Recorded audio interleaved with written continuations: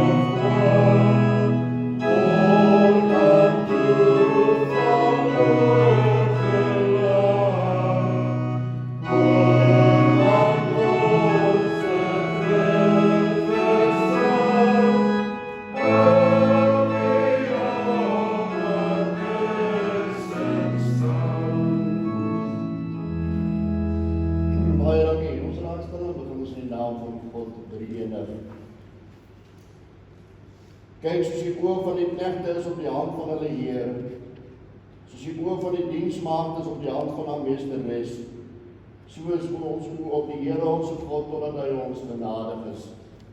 Genade vir U en vrede van God ons Vader en die Here Jesus Christus, deur die kragtige werking van die Heilige Gees.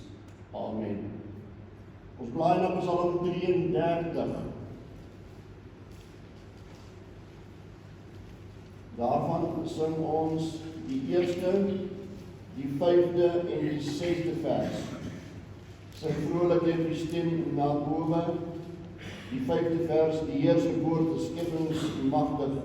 En die 6de vers, die Heer se raad word nooit verkeer nie. Dit sal bestaan in ewigheid. 1, 5 en 6.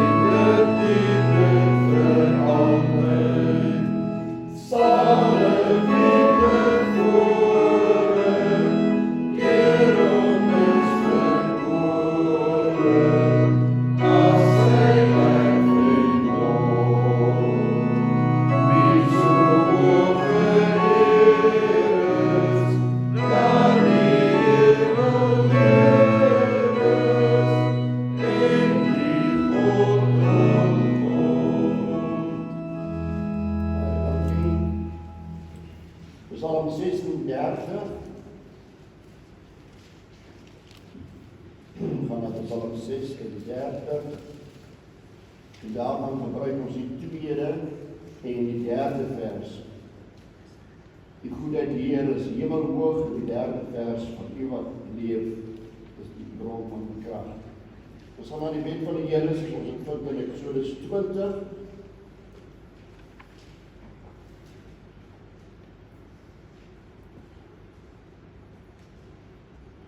toe het God al hierdie woorde gespreek en gesê, ek is die Here jou God wat jou uit Egipte land uit die slawehuis uitgelei het. Jy mag geen ander gode voor my aangesig hê nie. Jy mag vir jou geen gesneede beeld of enige gelykenis maak van wat bo in die hemel is, of van wat onder op die aarde is, of van wat in die waters onder die aarde is nie. Jy mag jou voor hulle nie neerbuig en hulle nie dien nie, want ek die Here jou God is 'n jaloerse God, wat die misdaad van die vaders versoek aan die kinders, aan die derde en aan die vierde geslag van die wat my haat. En ek bewys barmhartigheid aan duisende van die wat my liefhet en my gebooie onderhou. Jy mag die naam van die Here jou God nie uitelik gebruik nie, want die Here sal die een wat sy naam uitelik gebruik nie ongestraf laat bly nie. Gedenk die Saterdag dat jy dit heilig. 6 dae moet jy arbeid en al jou werk doen. Maar die 7de dag is die Sabbat van die Here jou God, dan mag jy geen werk doen nie. Jy of jou seun of jou dogter, of jou diensknegt of jou diensmaagd, of jou vee of jou vreemdeling wat in jou poorte is nie. Want in 6 dae die Here die hemel en die aarde gemaak, die see en alles wat daar is, en op die 7de dag het hy gerus. Daarom het die Here die Sabbatdag geseën en dit geheilig. Eer jou vader en jou moeder, dat jou dae verleng mag word in die land wat die Here jou God aan jou gee. Jy mag nie doodslaan nie, jy mag nie egbreek nie, jy mag nie steel nie. Jy mag geen valse getuienis teen jou naaste spreek nie. Jy mag nie jou naaste se huis begeer nie, jy mag nie jou naaste se vrou begeer nie, of sy diensknegt of sy diensmaagd, of sy os of sy esel, of iets wat van jou naaste is.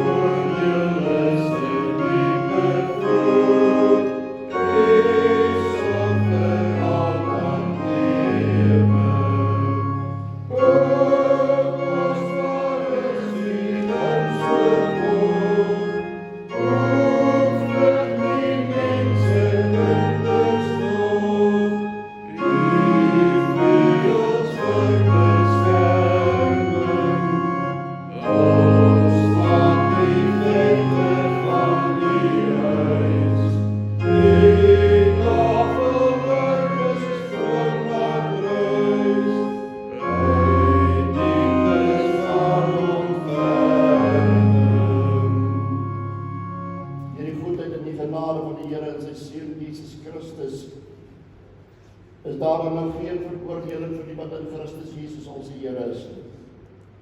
Hulle wat nie na die vlees wandel nie, maar na die Gees.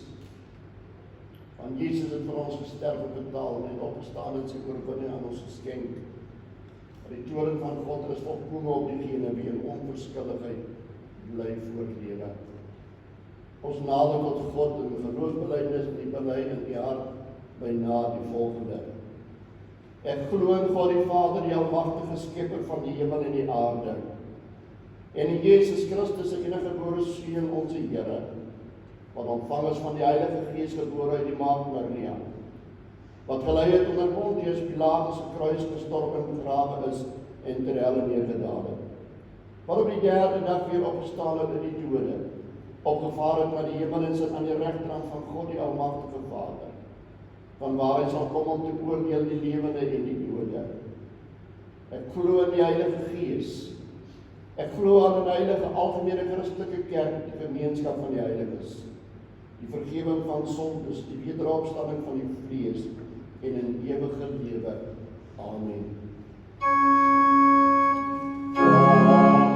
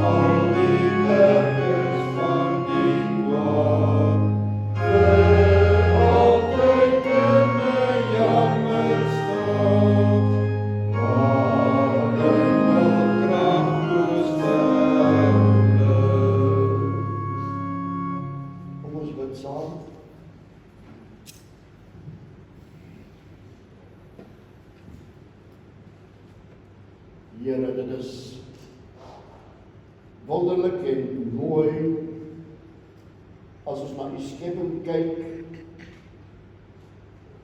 en ons sien u wonderlike sorg en onderhouding van alles. En dat hy in u goedheid hierdie jaar vir ons soveel reën stuur. Here, as ons die wolke sien en ons sien die water daaruit drup en val,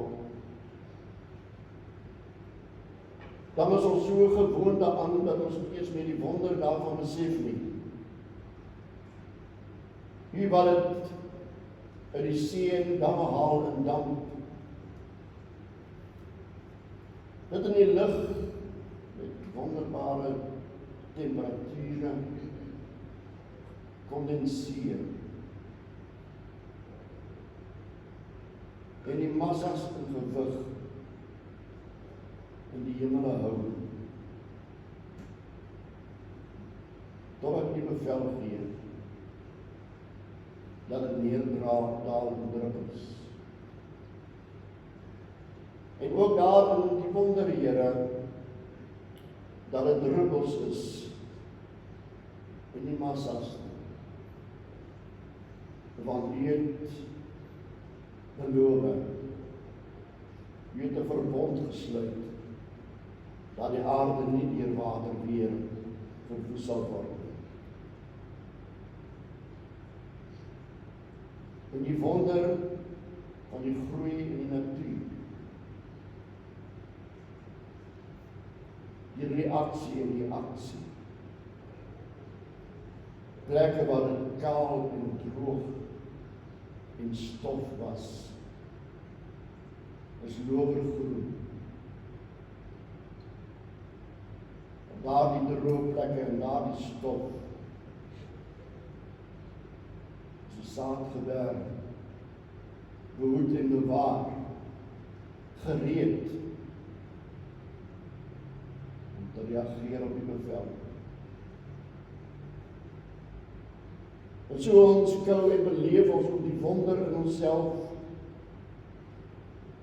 die lewe, die mysterie daarvan, die funksionering van ons liggaam, alles wat so 100% in harmonie moet wees, om gesond te kan wees. Die verstand, die gees en die siel, onsigbaar, maar 'n werking deur die skepping. Wat kan ons sê?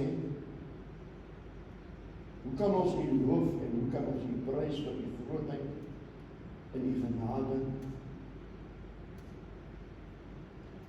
Dankie Here, is ons woorde, maar U, o Gees van God, soos Openbaring vir ons sê, U neem dit,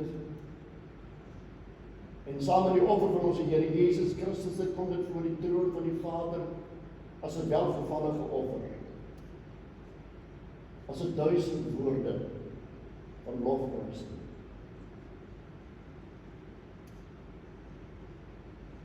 En dit versterk ons Here, wanneer ons in benoudheid is, en ons sit vir 'n oomblik stil en ons dink aan hierdie dinge, dan weet ons, as U dit alles aan ons skenk, die natuur, die versorging, die lewe, hoe sal U ons nou verlaat? En dit nadat U U Seun Jesus Christus vir ons gegee het.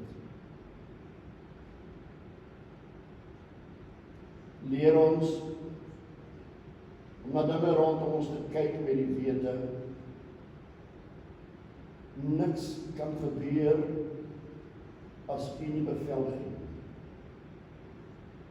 Selfs 'n farao van ouds, teen sy wil en teen sy sin, moes hy die raadsplan ten uitvoer. Selfs 'n Nebukadneser was klei in die hand, En so is dit vandag nog steeds. Suid-Afrika is nie buite die beheer nie. Maar u weet waarheen is u op pad. U raadsplan is vanuit die begin en die einde baie duidelik. En so te midde van al hierdie dinge wat onverstaanbaar en onverklaarbaar rondom ons gebeur, is dit alles binne u weg en u waarheid.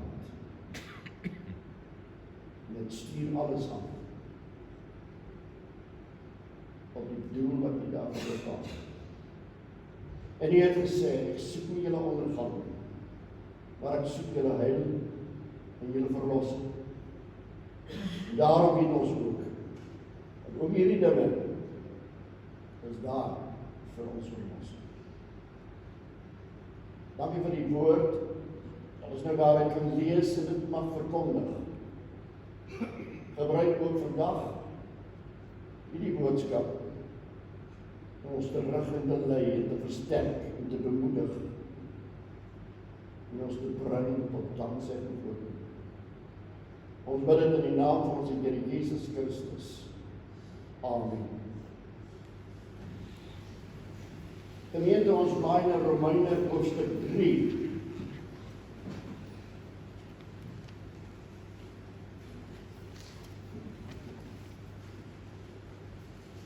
En ons lees in vers 1 tot 8.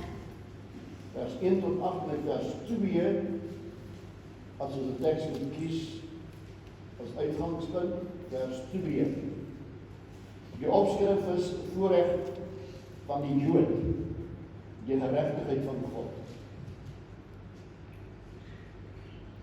Wat is dan die voordeel van die Jood? Of wat is die nut van die besnydenis? Groot in alle opsigte. Ten eerste tog seker dat aan hulle die woorde van God toevertrou is. Lees dit weer. Groot in alle opsigte. Ten eerste tog seker dat aan hulle die woorde van God toevertrou is. Want wat maak dit as sommige ontrou geword het? Sal hulle ontrou miskien die getrouheid van God vernietig? Nee, stellig nie. Maar God moet waaragtig wees en elke mens leenagtig soos geskrywe is, sodat u geregverdig kan word in die woorde en oorwin as u gerig hou. Maar as ons ongeregtigheid die geregtigheid van God bewys, wat sal ons sê? Is God wat die toorn oor ons bring, dan nie onregverdig nie? Ek spreek menslike kuns. Nee, stellig nie, want hoe sal God anders die wêreld oordeel? Maar as die waarheid van God deur my lewe oorvloediger geword het tot sy heerlikheid, waarom word ek dan nog as 'n sondaar veroordeel? En moet ons nie liewer sê nie, soos ons belaster word het, soos sommige beweer dat ons sê, laat ons kwaad doen, sodat die goeie daaruit kan voorkom. Hulle veroordeling is regverdig. Tot sover mag die Here die woord ryklik aan ons seën. In die Romeine boek die apostel homself bekend stel as die apostel wat gekies is en bestem is en afgesonder is om die evangelie, die blye boodskap van God te verkondig aan die hele wêreld. Hy het gekom en gesê dat hy hom nie skaam vir die evangelie nie, want dit is 'n krag van God tot redding vir elkeen wat glo. En dan het hy beskryf die boosheid van die mens. Verlede Sondag het hy gekom en vir ons daarop gewys dat daar is nie verskil tussen Jood en Griek nie. Die Jood is nie 'n beter mens nie, die volk is nie 'n beter mens as wat die res van die volk is nie. Al het hulle die wet en al beroem hulle op die wet en al beroem hulle op hulle afstamming. Voor die oordeel van God is hulle gelyk aan almal. Want almal het gesondig en dit ontbreek hulle aan die geregtigheid van God.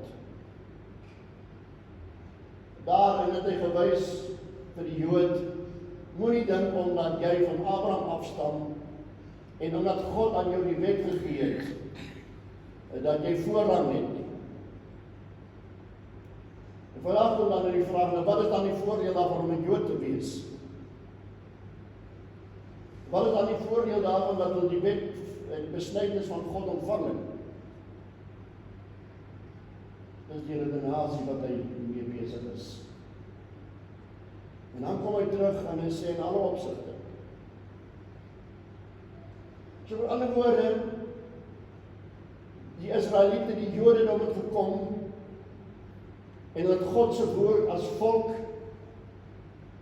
in Jesus Christus verwerp. Hulle het hom gekruisig. Hulle het hom begrawe. Hulle het hom as 'n misdadiger gereken. Hulle het hom verwerp. En daarmee saam het hulle die totale belofte van God in Abraham, in sy verbond, het hulle verwerp. So ver het hulle geval, so ver het hulle afgedwaal, so ver het hulle gestyg in hulle eie geregtigheid, in hulle snobisme, en hulle hoogmoed teenoor die res van die wêreld, teenoor die res van die wêreld.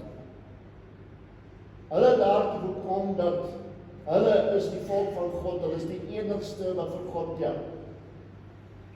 Die ander is verwerpsels. In min woorde het hulle daar gesê dat hulle is die enigste mense wat vir God saak maak. Hulle is die enigste mense wat as ware deur God geskape is. Terwyl die woord wat hulle in hulle hand gehad het, hulle Bybel, die Ou Testament, vir hulle uitdruklik gesê het, almal stam van Noag af. Sem, Cham en Jafet. En in Noag was die menslike geslag begenadig, deurdat hy Noag en sy seuns uitverkies het. En hulle deur die ark gered het. En hy hulle 'n verbond mee gesluit het met die reënboog as 'n teken dat water sal nie meer die aarde verwoes nie. En dat God met hulle verbond gesluit het, ek sal die diere in die dierevrees vir julle plaas wat julle kan hou. God het met hulle verbond gesluit en gesê, die lewe is vir my kosbaar. Hy wie 'n mens doodmaak, moet ook die doodstraf kry. Hy het wel gekom en hy vir Abraham gaan uitroep nadat die toring van Babel almal verstrooi en versprei en deur mekaar gejaag is. Maar die wêreld, die mensdom, het gebly die skepping van God. Hoewel in sonde geval, het die mensdom gebly geskape na die beeld van God, na sy gelykenis. Anders as die natuur, anders as die diere en die voëls. Wat is dan die voordeel daarvan? Omdat die Jood gewees het, is alles gelyk is. Dis in die raadsplan van God. Dis in die verbond, die kontrak wat God met die mens maak. Hy het vir Abraham gesê, in jou nageslag sal die nasies van die wêreld gesien wees. En in jou nageslag sal daar konings en regerders kom. En daar het God nie net gepraat van Israel, maar het gepraat van die wêreld, sy handewerk, sy skepsels. En hy het vir Abraham gekies as die draad, as die pyplyn, waarin en waardeur die lewenswater moes vloei, om uiteindelik in Jesus Christus weer oop te maak na die wêreld. By die toring van Babel het God hulle verwar. Hy het hulle aan homself oorgelaat, maar hy het hulle nie verwerp. Deur sy uitverkiesende genade het hy elke volk, stam en nasie van die ewigheid af het hy vir hom kinders uitverkies, waarin hy vir hom 'n volk gaan skep vir die ewigheid, vir die ewige lewe. En Israel, die Jood, was die een aan wie God die openbaring toevertrou het. Paulus skryf en hy sê, wat vir ons 'n misterie was, wat vir ons met 'n sluier bedek was, is in Jesus Christus aan ons geopenbaar. En openbaar beteken om die deksel op te lig. As daar 'n kas is met 'n inhoud en die deksel op, is dit geslote, is dit 'n misterie. Maar wanneer die deksel opgelig word, dan word die inhoud geopenbaar. En so is hierdie woord, hierdie openbaring aan Israel, aan die Jood toevertrou. Hulle was die draer. Nou kom die apostel en hy sê, en wat sal dit maak as sommige ontrou was? As hierdie volk dan heeltemal geval het? Sal dit maak dat God ontrou kan word aan sy woord? Sal dit kan maak dat God by 'n punt kan sê, vergeet alles wat ek beloof het. Vergeet wat ek in Genesis 3 vers 15 vir Adam en Eva gesê het. Vergeet wat ek vir Noag, Sem, Gam en Jafet gesê het. Vergeet wat ek vir Abraham, Isak en Jakob gesê het. Vergeet dit. Vergeet wat ek aan Dawid gesê het. Ek is jammer daaroor, ek trek my woord terug.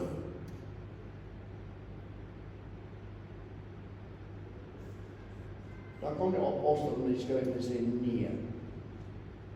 Die ontrou van die mens kan God nooit ontrou maak. En daarom in die profete skryf ook in God se woord, dan sê hy, ek is God, ek is 'n mens, nie 'n mens nie. Hoe kan ek jou maak soos Adma en Seboim, die tweelingsusters van Sodom en Gomorra? Deur die profeet kom die Here God en hy sê daar, ek is God, nie 'n mens nie, ek reageer nie op emosie nie. Ek reageer nie op gevoelens nie. Ek is die onveranderlike. Ek bly dieselfde. Of het kwaad is en of het nie kwaad is nie. My woord verander nie. Ek bly dieselfde. Ek kan nie een oomblik lief hê en die ander oomblik haat nie. Ja, ek haat die sonde, maar ek kan nie my skepping haat nie. Ek bly getrou, ek bly dieselfde. En dit openbaar ook vir ons in sy skepping, want die apostel sê ook vir ons, dat in die eerste plek kan ons God in sy skepping gesien word. Ons noem dit die algemene openbaring. Dat daar 'n God is, kyk ons na die natuur. Daar moet iemand wees wat dit geskaap het. Daar moet iemand wees wat dit beheer. Daar moet iemand wees wat dit onderhou en in stand hou. Kyk ons na die hemelruim. En ons lees al die wetenskaplike verslae en navorsings en bevindinge. En ons sien die stabiliteit in die skepping. Dan weet ons al moet iemand in bestuur wees, in beheer wees. Maar kom hy en sê, in hierdie God, die algemene openbaring, word ons in die besondere openbaring, die skrifopenbaring, by sy naam bekendgestel.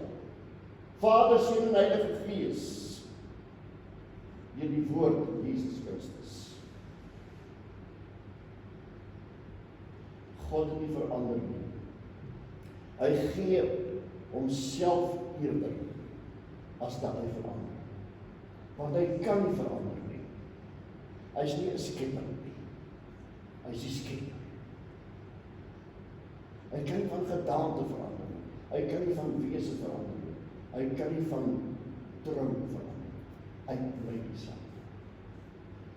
Daarom skryf die Heilige Gees deur die apostel, hy sê, ongeag die ontrou van die Jode, God bly getrou. Waar? Dan sê hy, as sommige ontrou geword het, En al is hierdie sommige, die meerderheid. Dan lees ons ook in die profete, dat die wortel van Isak, die boom is afgekap. Israel is verstrooi, hy is in ballingskap weggestuur. Hulle het tot lief gegaan. Juda was leeg, Samaria was leeg, dit was woes. Maar die wortel van Isak, daai takkie, wat weer uitvoer. Die boom is afgekap, maar die stom is nie uit.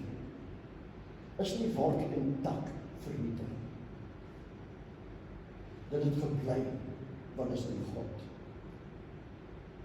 En daarom het daar 'n takkie uitgespreid. In Dawid. En in Dawid, so dit kom by Jesus Christus. Hierdie stam van Juda.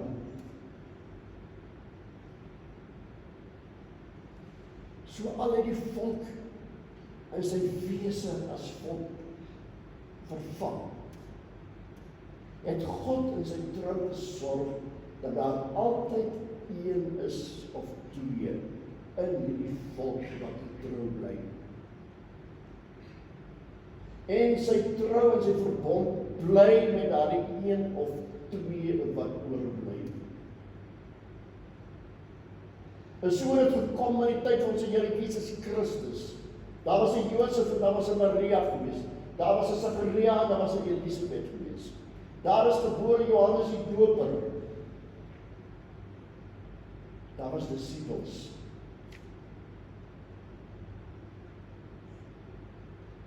En hulle het God se trou aangegaan.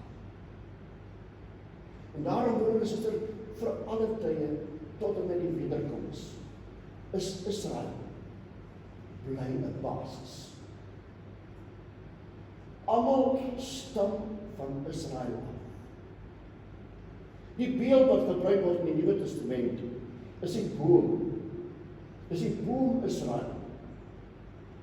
Die verbondsvolk van God.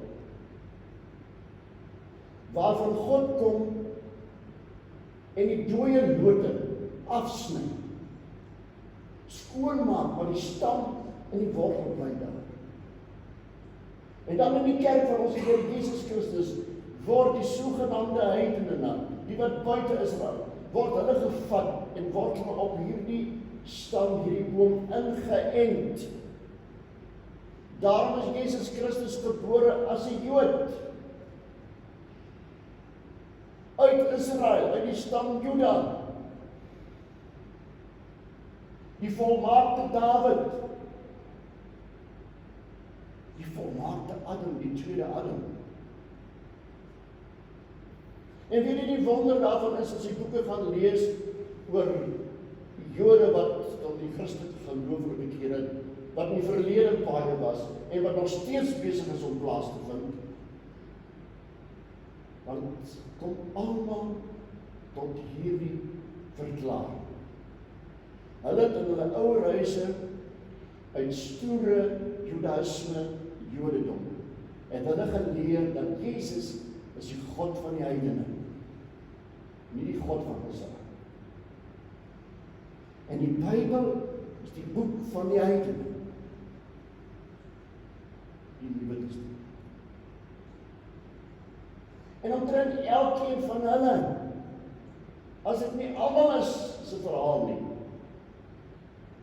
is wanneer die Heilige Gees hulle daartoe gebring het deur iemand wat vir hulle 'n Nuwe Testament gegee het, of waar hulle dit ook al, hoe hulle dit ook al gehandel. En hulle begin lees, die grootste ontdekking wat hulle maak, die nageslag wat wys gemaak het dat Jesus is die God van die heidene, is die ontdekking dat Jesus was 'n Jood. Dus vir hulle soos die Engels sê, 'n eye-opener. En die oomblik as hulle dit besef, dan begin hulle lees.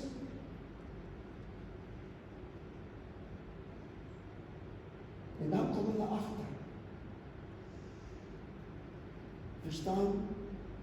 Daarom, deur die besnydenis, wat wys na die ware besnydenis van die hart, kom hulle in. Maar hierdie stam En die nuwe volk het nou naam, die kerk, die bruid van die Here Jesus Christus. So hulle wil ook deur Jesus inkom. En ons, wie die Jode is of was nie, ons kom ook in. Ons word ingeënt. Israel. Die ware Israel. Jesus Christus. Daarom dat ek al redeneer. Hy sê, nou sal julle kan sê, as ons ontrou en as ons sonde, dan 'n beklemtoning is in die openbaring van die grootheid van God se genade. Laat ons dan meer sonde doen, sodat sy genade meer sigbaar kan word. Met ander woorde, as ons duisternis die lig van God se woord helder laat skyn, dat ons nog meer duisternis bring, sodat hy lig helderlik kan skyn, en sê nee. Dis 'n valse beskuldiging van leenaars. Dis nie waar. Ook die kerk van die Here Jesus Christus leef in die genade. Dat ek kerk is en dat ek 'n kind van die Here is, bly genade. Daar kom nooit 'n stadium dat daar roem uit myself kan wees nie. Dit bly genade. En dit omdat God getrou bly en nie van besluit laat verander word deur ons optredes nie. Die kerk, die bruid van ons Here Jesus Christus, sien ons vandag ook. Die dwalinge en die dwaalleer. Nie net die aanslag van buite, maar die verval van binne. Elkeen roem hom daarop dat hy 'n kerk is. En die woord het vir ons gemaan en gesê, in die laaste dae sal elkeen vir hulle 'n prediker soek wat by hulle smaak pas. En jy kry vele talle van kerke, met vele en talle instellings en insettinge en gebruike. En dit is bevlek met wêreldsheid en aardsheid. Dit is bevlek met 'n begeerte en 'n drang om die mens te bevredig. By predikers en predikante en pastore en leiers om soveel aanhang te hê as moontlik. Om die eie ek te bevredig. Kyk ons na die kerk van ons Here Jesus vandag, dan sal 'n mens sê, die bruid van Christus in sy bestaan op aarde het verval. Het vreemd geword. Kyk ons in ons eie land, dan moet ons ook onthou dat die Here Jesus gesê het, nie elkeen wat vir my Here, Here sê, sal die koninkryk van God ingaan nie. Nie elkeen wat kerk speel nie.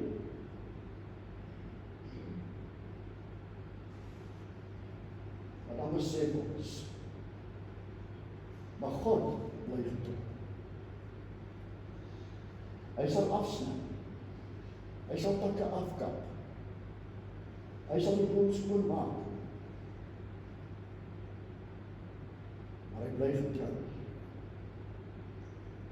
Die wortel van Isaia, die wortel van Jesus Christus se versoening, sal daar altyd wees en bly. En daarom ook die wonder van die inenting in Israel of die bruid van Christus in. Is dit elke stam, volk, taal en nasie. En al is dit een enkele persoon uit 'n volk of uit 'n nasie, is dit kerk van Jesus. En hy bly getrou. Jy kan maar nou kyk wat in China gebeur. Met hierdie verskriklike siekte wat daar is. En almal loop met maskers en brille en wat ook al. en jasse en bedekte klere. En ons sien dat China nou drasties daartoe gaan om kerke te vernietig, af te brand, te verwoes.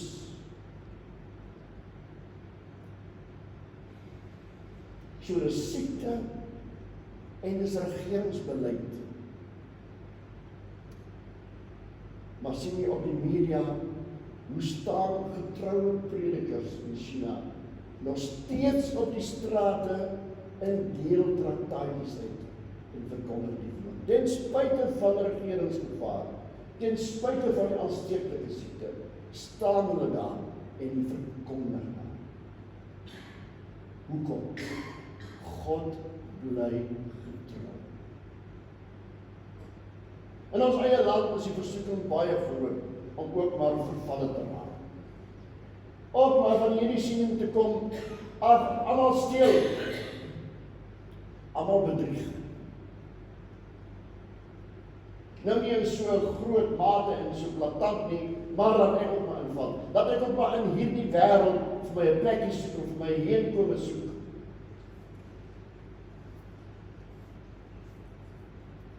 God sê, sal altyd hulle bewaar wat getrou aan my sal wees. Daarom kom jy op en vandag na een van my. Waar staan jy? Wie is jy? Is jy maar net deel van die kerk?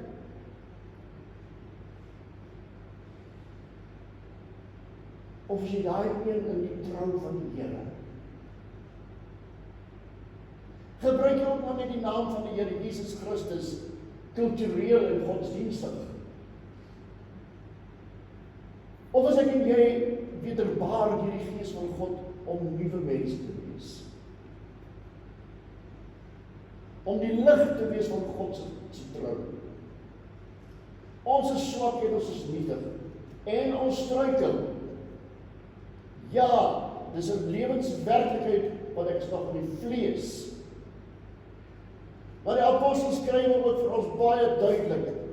As ek struikel, moet dit nie struikel wees omdat ek wou struikel nie.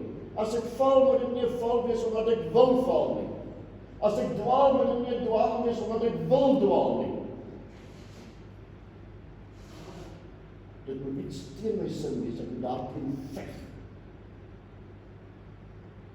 En moet die Here se naam aanroep om my daarteen te bewaak. Lei ons nie in die versoeking nie, maar verlos ons van die bose.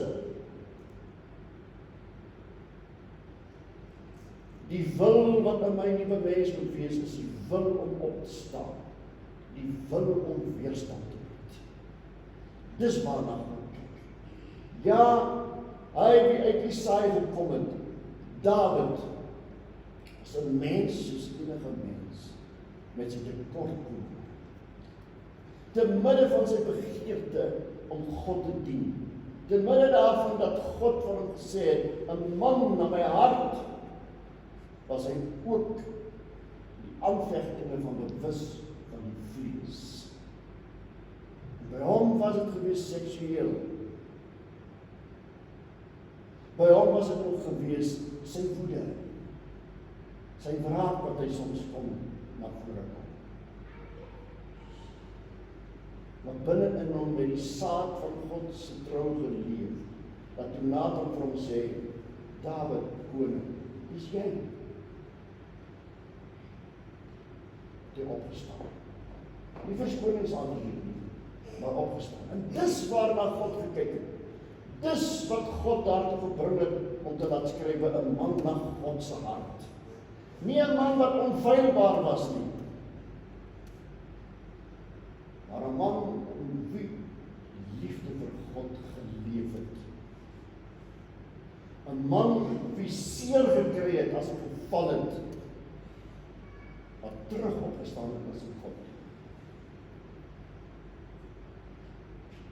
God bly getrou, wat hy aan sy kerk, sy woordjie vertrou. Al verdraai sommige dit, al dwaal sommige, wat maak het saak? God sal getrou bly, dat daar altyd die suiwer evangelie bly. Maar hy vra ook van ons,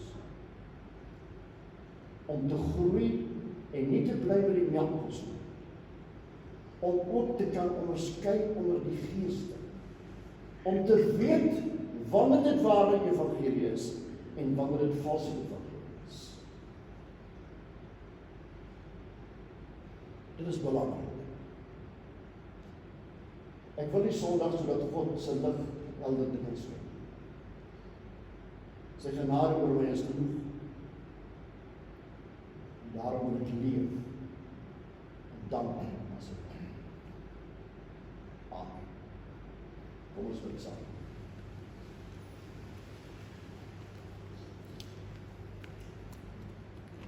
U sal ons Here Jesus, u bruid kom haal.